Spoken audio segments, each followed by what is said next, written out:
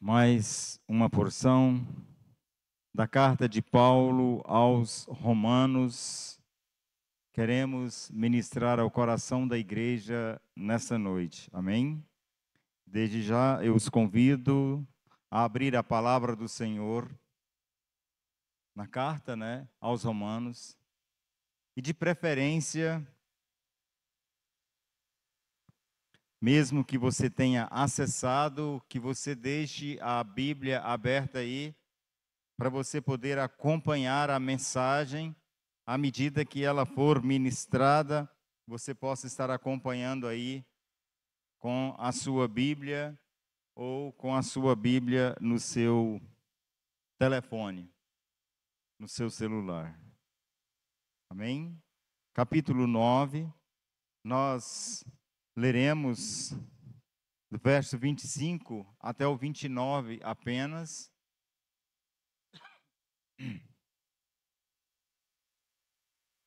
Mas antes de lermos a palavra do Senhor, eu gostaria que nós abaixássemos as nossas cabeças mais uma vez. Pai querido, teu filho Valdemar orou por mim, ó Deus, a glória, para que eu possa ministrar com a tua palavra. E eu recebi, ó Deus, esta oração, porque sei que vou ser instrumento do Senhor para falar com o teu povo. E eu te peço agora, mais do que nunca, ó Deus, que dos meus lábios flua realmente a palavra do Senhor. Para cada coração, para cada mente, ó Deus amado, que irá ouvi-la nesta noite. Em nome de Jesus, ó Deus, eu te peço, Pai, fale conosco, ó Deus, por meio da tua palavra, em nome de Jesus. Amém? Glória a Deus. A mensagem do Senhor para o nosso coração tem como título a queixa humana, A queixa humana, uma atitude insolente contra Deus. A partir do versículo 25, e hoje, sem dúvida nenhuma, nós iremos fazer menção da mensagem anterior. Talvez não na mesma proporção, mas eu acredito que faremos sim menção, pelo menos na parte introdutória, nós faremos menção à mensagem anterior. A partir do versículo 25, assim diz a palavra do Senhor, meus queridos.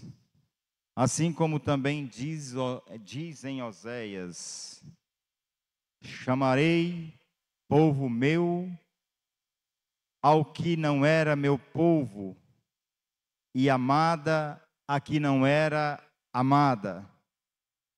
E no lugar em que se lhe disse: vós não sois meu povo, ali mesmo serão chamados filhos do Deus vivo. Mas relativamente a Israel, dele clama Isaías: ainda que o número dos filhos de Israel seja como a areia do mar, o remanescente é que será salvo, porque o Senhor cumprirá a sua palavra sobre a terra cabalmente e em breve. Como Isaías já disse: se o Senhor dos exércitos não nos tivesse deixado descendência, ter-nos-íamos tornado como Sodoma e semelhante a Gomorra.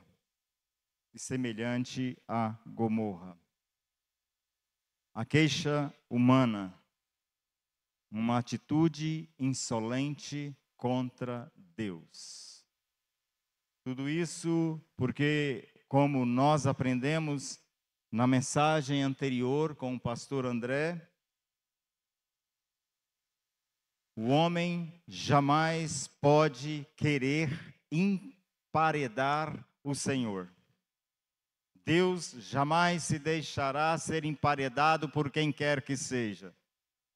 Essa história de muitas irmãs e de muitos irmãos que nos manda colocar Deus contra a parede e exigir de Deus alguma coisa, como se nós tivéssemos autoridade para isso, de exigir alguma coisa de Deus. Nós não temos nenhuma autoridade para isso. A nossa queixa, qual seja ela que for, ela é, na verdade, totalmente descabida para com o Senhor. Para com o Senhor. Porque Ele é Deus. Ele está acima de tudo e de todos. Logo, a nossa atitude diante do Senhor tem que ser uma atitude de completa humildade diante dEle. Ele é Deus e nós somos as suas criaturas. E nós precisamos aprender a nos dirigir ao Senhor como vermes que somos, e não como semideus, como muita gente por aí se acha. É por isso que Jesus deixa claro que naquele dia Ele apartará muitos de si. E alguns que serão apartados de si, inclusive irão dizer para Ele o seguinte: mas em Teu nome nós não fizemos tantas coisas, em Teu nome nós não curamos os enfermos, em Teu nome nós não expulsamos demônios, como que agora você simplesmente nos aparta e não nos concede a salvação? E Jesus então diz: apartai-vos de mim, porque eu não vos conheço. Por isso nós precisamos, meus queridos, diante de Deus o nosso coração tem que ser um coração compungido. Diante de Deus a nossa alma tem que ter uma contrição absoluta, porque Ele é Deus, Ele é Deus. Amém? E a título de introdução eu gostaria de recapitular a mensagem anterior. A mensagem anterior. E Deus aqui, a título de introdução ainda, trata pelo menos de 3 verdades importantes a partir aí do capítulo 9. Primeiro, Deus tem direito de fazer o que Ele quer das suas criaturas. Isso está bastante claro a partir do versículo 19, um pouquinho antes do que nós lemos. Deus é o Criador e nós somos, como eu já disse, suas criaturas. Ele é santo e nós somos pecadores. Ele é soberano e nós somos limitados. Deus é o oleiro e nós somos o barro. Deus tem direito de lidar com as suas criaturas como lhe aprouver. Como lhe aprouver, conforme lhe apraz. É o que ele diz aí no versículo 15. Pois ele diz a Moisés: terei misericórdia de quem eu aprouver ter misericórdia. Compadecer-me-ei de quem me aprouver ter compaixão. De forma que a ira de Deus sobre os injustos é uma ira justa, porque Deus não age com injustiça. E Ele escolhe a quem Ele quer. E eu acho interessante no que diz respeito à nossa igreja Luz Central Vida, é que Deus tem nos levado a famílias que de alguma forma têm se decepcionado com a religião propriamente dita. E eu digo aqui a religião evangélica, porque eu estou acreditando que a Luz Central Vida em Padre Bernardo é para ser uma igreja de restauração de almas. De restauração de almas. As pessoas que se decepcionam nas suas igrejas locais, onde encontrar sim em nós refúgio, principalmente aqueles que Deus escolheu. Por isso Deus tem despertado o nosso coração para sermos assim, para irmos atrás sim das pessoas desigrejadas, das pessoas que precisam ter um encontro real, verdadeiro com Jesus. Essa tem sido a nossa experiência, porque Deus usa de misericórdia com quem Ele quer ter misericórdia. E eu tenho sido instrumento de Deus para, sim, para buscar algumas almas lá fora que passaram por uma igreja ou outra e que se decepcionaram com a liderança, que se decepcionaram na sua igreja local, mas onde encontrar na Luz Central Vida o refúgio que precisam, porque são chamados pelo Senhor. E Deus jamais os deixará lá fora, Deus jamais os abandonará. Amém? Em segundo lugar, Deus tem controle da vida do homem e não o homem controle da vida de Deus. Tanto o oleiro quanto o barro foram criados pelo próprio Deus, foram criados pelo Senhor. De forma que é Deus quem está no controle de tudo. E jamais podemos colocar Deus no banco dos réus para ser julgado por nós.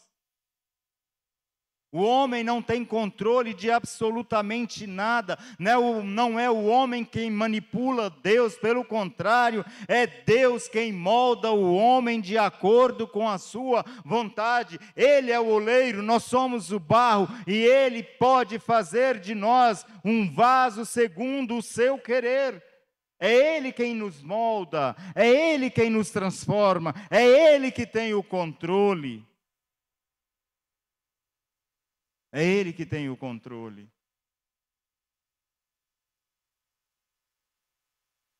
E em terceiro e último lugar, a título de introdução ainda, sendo bastante rápido, Deus é glorificado tanto na salvação dos eleitos, quanto na condenação dos reprovados. Deus é glorificado. A partir do versículo 22 diz assim, a palavra do Senhor: que diremos, pois, se Deus, querendo mostrar a sua ira e dar a conhecer o seu poder, suportou com muita longanimidade os vasos de ira preparados para a perdição. Preparados para a perdição. Aqui nós começamos a entender porque Deus agiu com Faraó da forma que agiu. Eu digo para vocês, no primeiro embate de Moisés com Faraó, com certeza Faraó já abriria mão do povo de Deus e o liberaria. Mas a palavra de Deus é clara em nos afirmar que o próprio Deus endurecia o coração de Faraó para que ele não permitisse que o povo saísse, para que por meio dele Deus pudesse manifestar a sua glória, Deus pudesse manifestar o seu poder, porque Ele é Deus e Ele pode. E nós, como igreja, precisamos entender isso com muita clareza, para aprendermos a nos dirigir ao Senhor em oração com humildade, porque Ele é Deus e nós somos apenas as suas criaturas. E nós somos apenas as suas criaturas. Os vasos da ira são os que endureceram, sem dúvida nenhuma, o coração para Deus. Logo, Deus os rejeitou, assim como naquela época rejeitou o Egito, que escravizava o seu povo. E Deus tem autoridade para isso. Eu tenho dito aqui nesta igreja, eu acredito, meus queridos, que o céu receberá miríades e miríades de pessoas. O céu receberá milhares e milhares de pessoas que serão salvas pelo poder do sangue de Jesus. Enquanto que o inferno será povoado sim, mas um povoamento muito inferior ao povoamento dos céus, porque Deus não irá perder esta batalha para Satanás. Logo, os escolhidos de Deus, o número dos escolhidos é muito maior do que os que não são escolhidos pelo Senhor. Por isso, não se iluda, meus queridos, na eternidade não importa quem está no inferno, se sua mãe, se seu pai, se seu filho. Por isso que Jesus veio nos salvar individualmente. Você é que tem que se preocupar com a sua salvação. É você que tem que se preocupar com a sua salvação. É você que tem que chegar lá.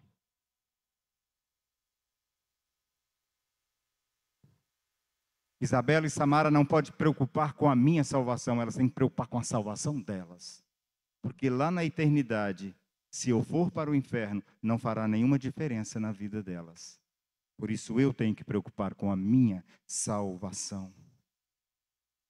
Eu tenho que me sentir um escolhido do Senhor. E eu tenho que dar a minha contrapartida com respeito a isso. Eu tenho que oferecer o meu melhor para Deus. O maior problema da igreja hoje é porque não estão oferecendo o melhor de si para o Senhor. Você precisa entender que você é um escolhido. E você precisa se dedicar à obra do Senhor. A obra do Senhor precisa ter muito mais prioridade na sua vida do que qualquer outra coisa. Porque o que vai determinar a eternidade, a sua eternidade, é a sua vida aqui na terra. Então, cuidado para não perder essa salvação. Porque Deus não será menos Deus se você for para o inferno. Pelo contrário, Ele continuará sendo Deus. Quer você vá para o céu ou não, Ele continuará sendo Deus.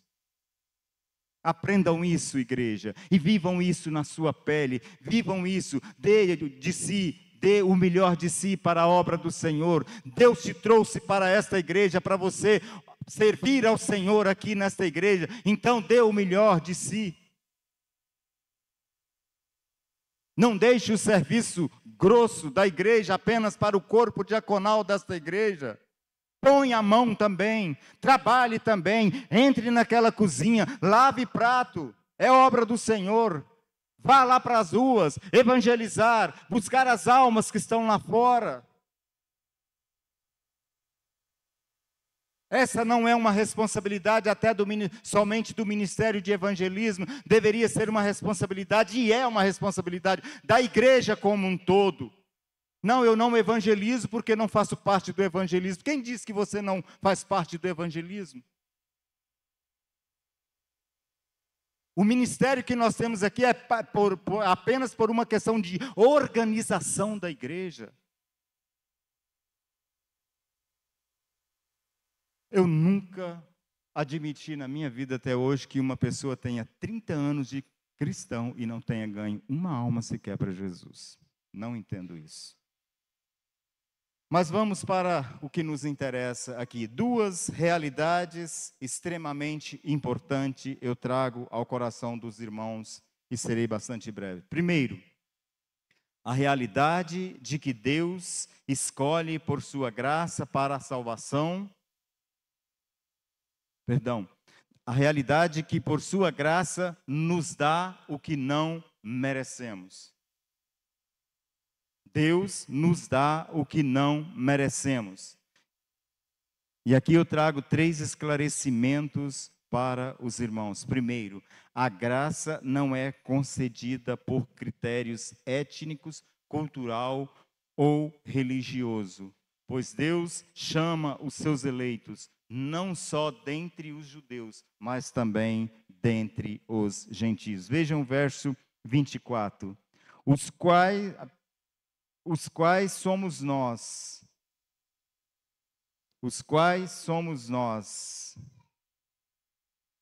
a quem também chamou, não só dentre os judeus, mas também dentre os gentios. E neste momento aqui, os judeus romanos precisavam entender que a obra de Deus ia muito além da nação. A obra de Deus ia muito além da etnia do judaísmo. A obra de Deus estava muito acima de qualquer religião, como de fato ela está acima de qualquer religião. E neste momento os judeus precisavam entender isso, de que Deus não estava limitado na nacionalidade deles.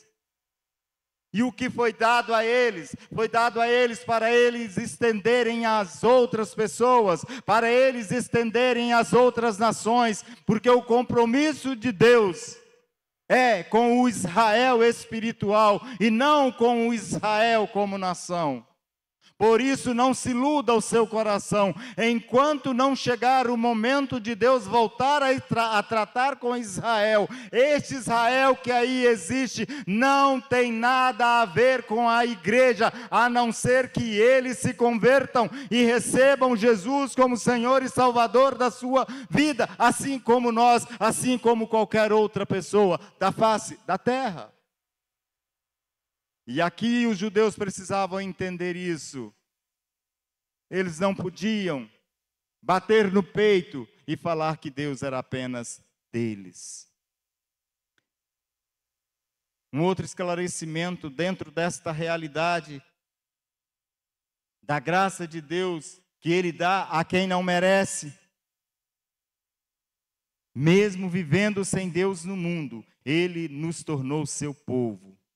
Mesmo sendo inimigos de Deus, Ele nos fez amados. Vejam só o verso 25. Assim como também diz em Oséias: chamarei, preste atenção, chamarei povo meu ao que não era meu povo, e amada a que não era amada.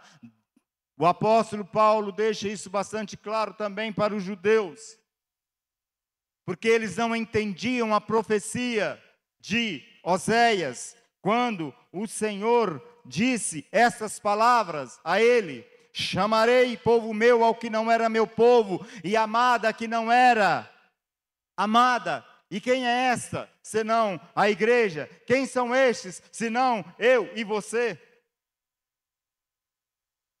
E aqui o apóstolo Paulo está falando para eles o seguinte: não é só vocês não, os gentios também, não é só vocês não, Deus está constituindo para si um novo povo, que não eram chamados de seu povo. Deus está amando um povo que antes Ele não amava. E quem são? Nós, a igreja. E um terceiro e último esclarecimento: mesmo vivendo sem esperança e sem Deus no mundo, mortos para os nossos delitos e pecados, Deus nos transformou em seus filhos, membros da sua família bendita. Vejam o verso 26. E no lugar do que se lhe disse: vós não sois meu povo, ali mesmo serão chamados filhos de Deus. Porque era exatamente dessa forma que os judeus entendiam as Escrituras. No lugar em que se lhes disse: vós não sois meu povo, e eles batiam no peito para jogar isso na cara dos seus conterrâneos ali em Roma: vocês não são povo de Deus, nós o somos. E Deus deixa bastante claro para eles o seguinte: vós não sois meu povo, ali mesmo serão chamados filhos do Deus vivo. Filhos do Deus vivo. Nós, a igreja, no século 21, nós somos a prova viva deste amor de Deus. Porque Ele nos amou enquanto estávamos em nossos delitos e pecados. Ele nos amou, Ele nos chamou.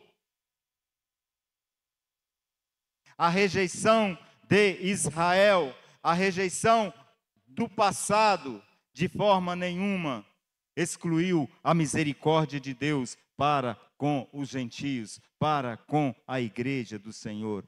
Deus, em Cristo Jesus, constituiu para si a noiva de Cristo, que é a igreja. Essa sim é a nação espiritual. Essa sim é a nação com a qual Deus agora tem compromisso. Vivíamos sem esperança no mundo, mas Ele nos amou, estando nós mortos em nossos delitos e pecados. Ele nos chamou. Você é um escolhido, você é um eleito. Viva isso de verdade na sua vida. Dedique-se à obra do Senhor o máximo que você puder. Faça a sua contrapartida. Faça a sua contrapartida. Não enterre os seus talentos, não, meu querido. Deus vai te cobrar isso depois. Evangelize. Você que tem você que fala com desenvoltura, pregue o evangelho. Você que não fala com desenvoltura, pregue o evangelho. Pregue, fale. Eu sempre digo o seguinte: eu não sou obrigado a ganhar nenhuma alma para Jesus, mas eu sou obrigado a pregar o evangelho de Jesus a todas as almas. Ide por todo mundo e pregai o evangelho a toda criatura. Quem crer e for batizado será salvo. Quem não crer já está condenado mesmo, não vai fazer diferença.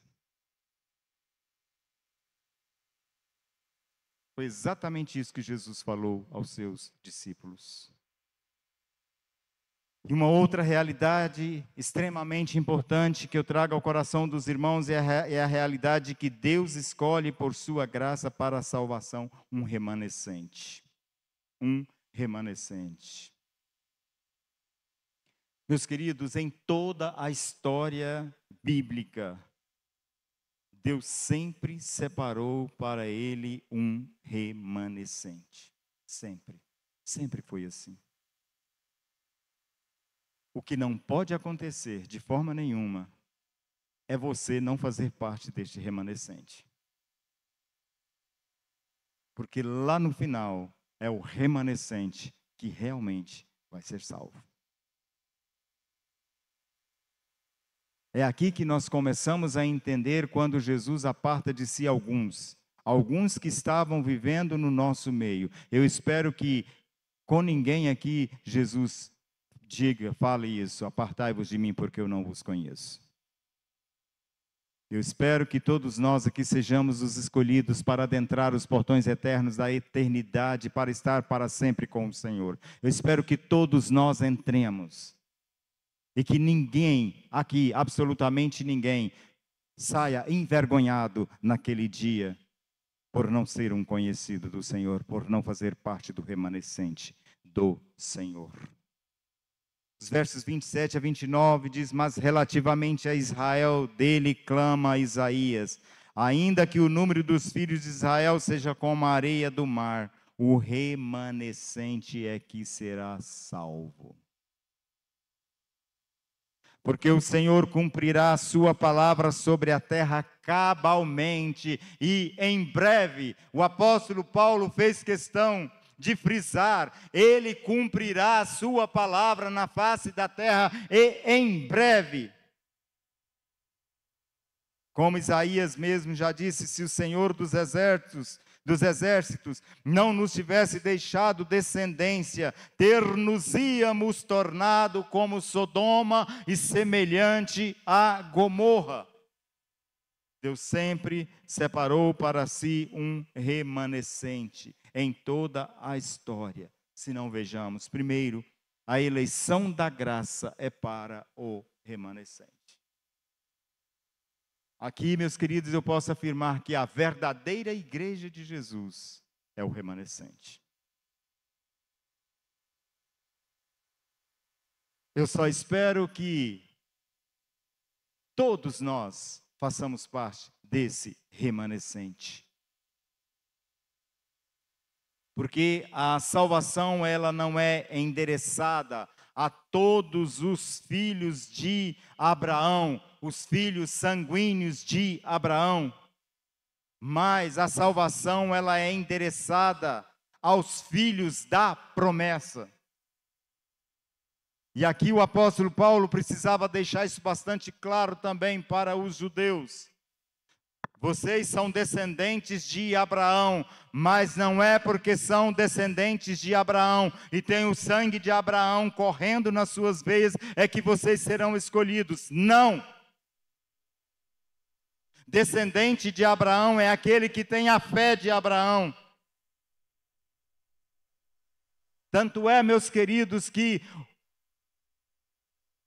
Abraão, de alguma forma, chamou a atenção de Deus antes da lei. Antes até mesmo da aliança que Deus fez com o próprio Abraão. Abraão chamou a atenção de Deus. A fé de Abraão chamou a atenção de Deus. E chamou tanta atenção de Deus que Deus falou: eu preciso provar esse cara. Eu preciso provar esse cara porque se for realmente como eu estou pensando que é, eu vou ter que fazer uma aliança com ele e dele vou ter que fazer uma grande nação. E aí o que Deus faz? Abraão, me dê seu filho.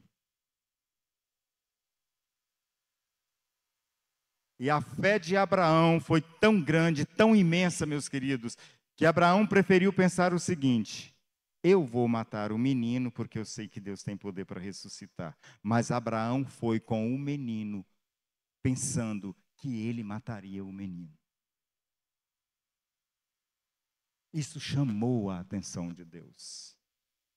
É por isso que a Bíblia diz que ele creu.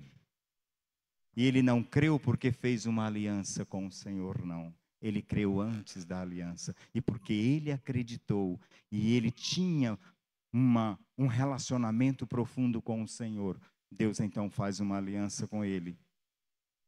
Então Deus não tem compromisso com os seus descendentes. Deus tem compromisso com aqueles que exercem a sua ou a mesma fé que Abraão. Quem são estes hoje? A igreja. Em segundo lugar, a eleição da graça não é aos israelitas por nascimento, mas aos que são crentes pelo novo nascimento. Apenas um remanescente seria salvo. É o Israel dentro de Israel. Vejam no versículo 6 do capítulo 9. E não pensemos que a palavra de Deus haja falhado, porque nem todos os de Israel são de fato israelitas.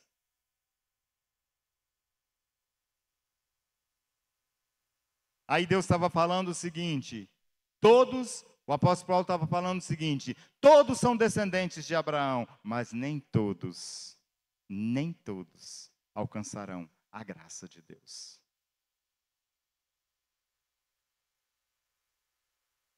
Eu espero que todos nós façamos parte desta gloriosa salvação. Todos nós tenhamos a fé de Abraão no nosso coração. E aí eu posso dizer com toda certeza de que você será arrebatado. E o apóstolo termina aí mostrando o exemplo, né? O exemplo que o apóstolo Paulo nos traz aí da eleição divina é Sodoma e Gomorra. Sodoma e Gomorra. Em meio à total destruição, Deus poupou apenas Ló e suas duas filhas. Na verdade, meus queridos, nem Ló e suas duas filhas eram para ser poupados. Sodoma e Gomorra era para ser destruída completamente, inclusive com Ló, suas filhas e a esposa, que também não foi salva, que também não escapou. Inclusive Ló era para ser destruído. Mas algo interessante, meus queridos, chama-nos a atenção neste ponto. Olha a presença de quem tem fé. Olha a presença de quem tem um relacionamento com o Senhor. Aí Deus decide: vou destruir. Mas eu não vou destruir sem antes comunicar ao meu servo. Quem?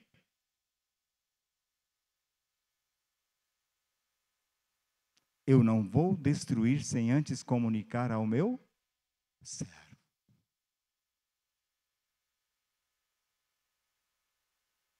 Isso significa dizer, meus queridos, que Deus, de certa forma, foi influenciado. Aí Abraão começa, quando Deus vai comunicar-lhe, aí então ele falou: mas Senhor, o Senhor vai destruir a cidade toda, e se houver lá, olha ele tentando salvar Ló e sua família, se houver lá 50 justos, Deus sabia que não tinha 50. E aí Abraão foi descendo o número, até que ele chegou ao ponto em que ele não podia mais contender com Deus. Naquela perlenga ele perderia sem dúvida nenhuma. Mas Deus fala para ele assim: eu sei exatamente o que você está pensando. Você está pensando em Ló. Eu vou lá pedir para Ló sair, para eu destruir os outros. Percebem, meus queridos? A decisão de Deus foi influenciada pela oração. Eu quero saber se você já influenciou a decisão de Deus na vida da sua família através da sua oração.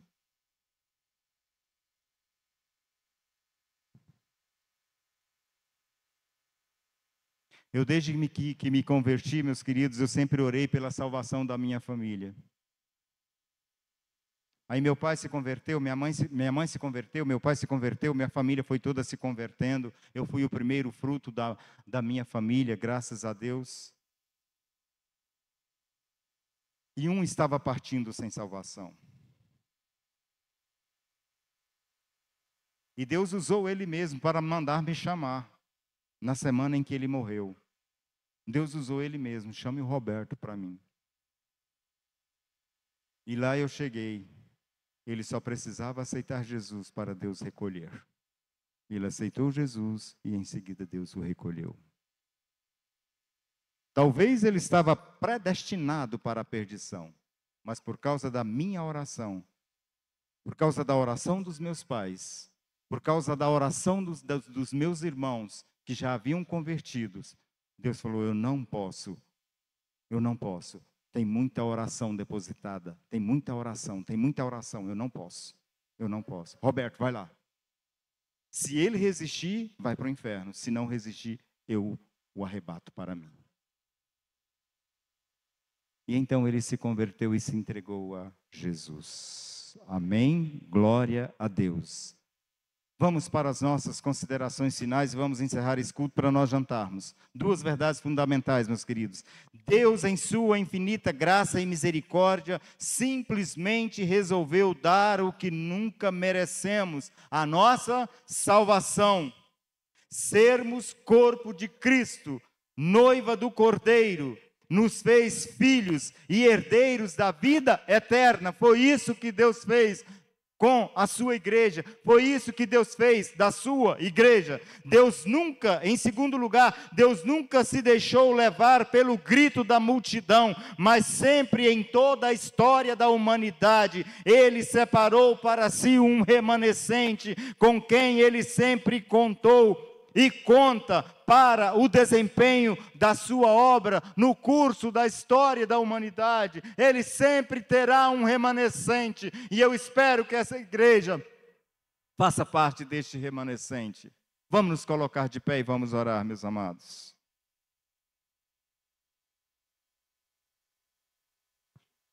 Proponha aí no seu coração de dedicar-se mais para o Senhor. Se você toca violão, dedique-se nisso ao Senhor.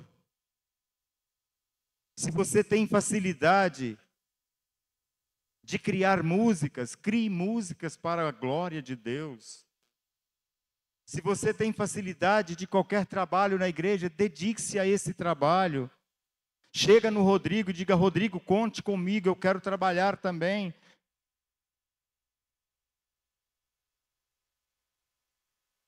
Amém? Vamos orar? Querido Deus e eterno Pai, nós exaltamos e glorificamos o Teu nome, ó Deus, porque apesar de nós mesmos, o Senhor tem nos amado profundamente. Apesar de nós mesmos, ó Deus, o Senhor tem nos escolhido, ó Pai querido. E por isso eu quero Te exaltar e Te glorificar, porque aqueles que resistem em seus corações já são rejeitados pelo Senhor. Ó Deus Todo-Poderoso, eu quero Te pedir, ó Deus, que o Senhor não os rejeita apenas porque eles Te resistem, mas porque, ó Deus da glória, eles resistem e o Senhor simplesmente os deixa. Mas aquele que se dobra diante do Senhor, aquele que se curva diante do Senhor, o Senhor vem, salva, ama e transforma. E por isso nós queremos te louvar, porque nós somos uma igreja de transformados, nós somos o remanescente do Senhor. Ó Deus Todo-Poderoso, Luz Central Vida, nessa cidade é o remanescente do Senhor, para a glória e para o louvor do teu nome. Amém e amém.